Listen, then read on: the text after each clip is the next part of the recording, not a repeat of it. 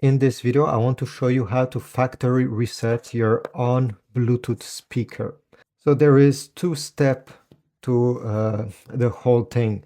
The step number one is to power on your Bluetooth speaker. Power on. Bluetooth pairing. And then you're gonna keep press. Bluetooth connected. You're gonna keep press the circle button and the minus button both at the same time for 3 seconds.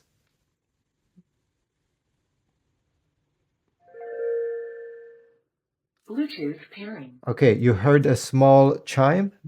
This was step number one. Step number two, after hearing that chime, is to press this circle button during 10 seconds.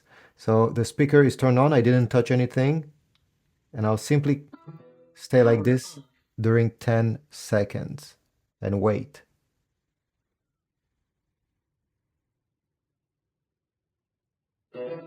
Power on. Okay, after 10 seconds, the Bluetooth speaker will power on by itself, and this will mean that it has been factory resetted. So thanks for watching. Please leave a like, subscribe, also comment down below, and I will see you in the next video.